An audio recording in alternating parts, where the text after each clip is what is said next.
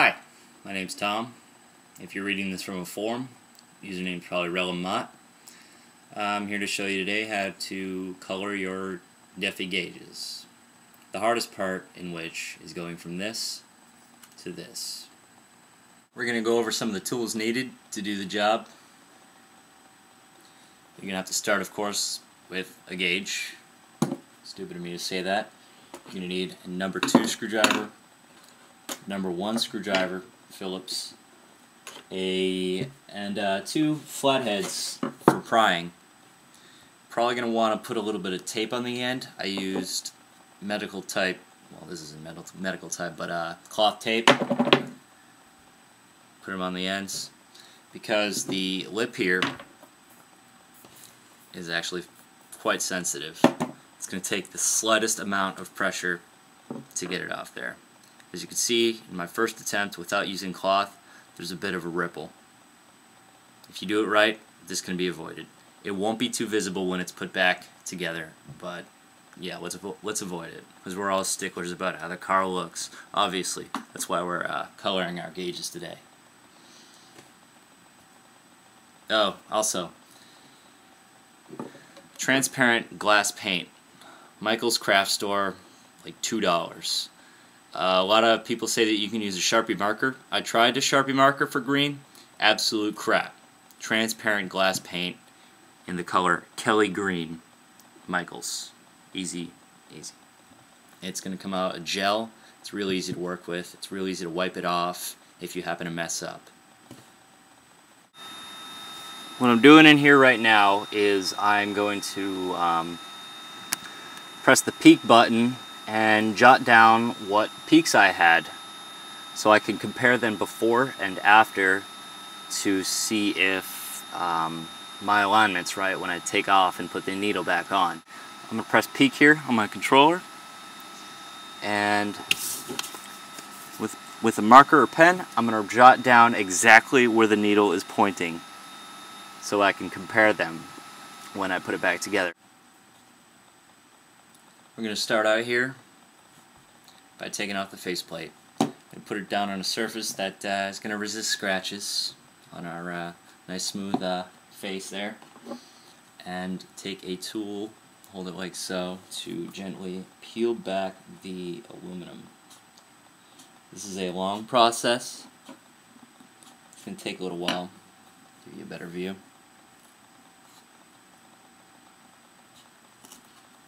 Yeah.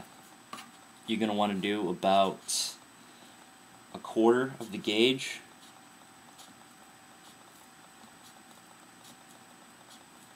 And just doing it to this gauge in comparison to the gauge I did before with the cloth on it makes a huge difference. I'm not getting any ripple marks or anything. Do it absolutely slowly. I'm going over it a few times. It's 3 o'clock. Don't try to get the whole thing done in the first pass. If you've ever rolled your fenders, you know what I'm talking about. Just go over it a few times in small portions. Pry, pry, pry. And that just might do it.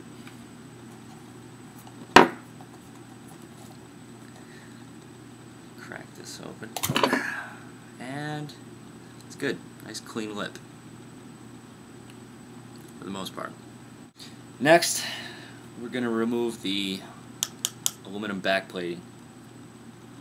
Take your number 2 screwdriver and, of course, well, avoiding crushing the needle or the stopper. Unscrew. And voila.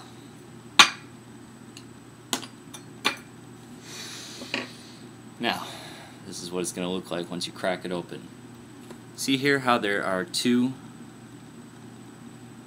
chips here? Try to avoid separating those. They will separate, and I separated them on the first gauge, and it's something that could be avoided because it's probably a little easier to damage the pins that are within this than if you were to not separate it. It's just unnecessary, and you're avoiding unnecessary damage on your $300 gauge.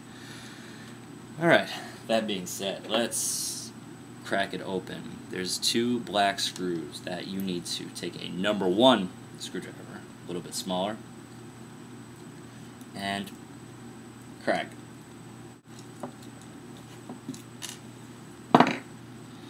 And this is probably the most nerve-wracking part. Pulling it apart.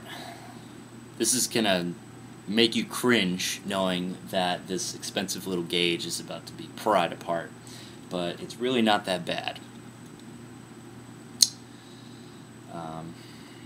Just give it a good pull. Put your fingers in there. Make sure there's no static buildup on your fingers. If you've been walking across a carpet, try not to touch any of the electrical components that are inside there. They're probably quite sensitive. But give it a good pull.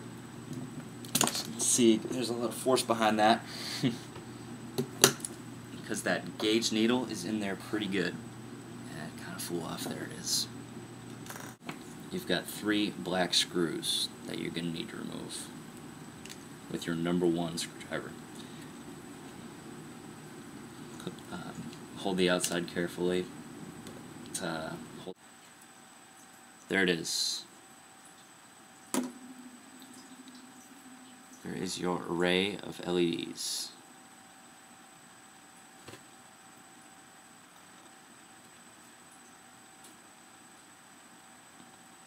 Freeze it until there's a little drop, and then let it suck back in. Can't see that?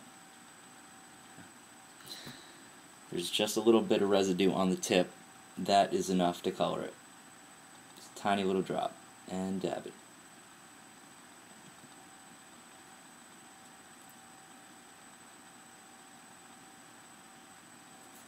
Now the green we're using for WRXs.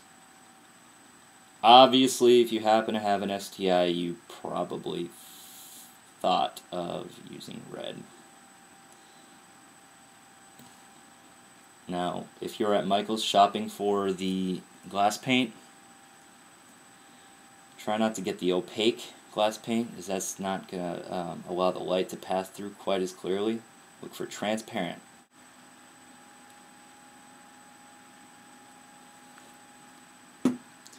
Alright, now that we have our LEDs colored, we can put it back together, temp install, and test it out in the car. To do so, we're going to carefully place the gauge face back on there, avoiding these 2 pillars to not touch the LEDs, because your paint is still wet.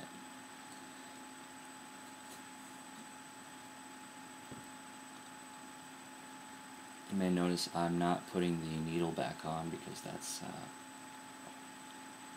an easily avoided headache, taking that on and putting it off. And we're back together.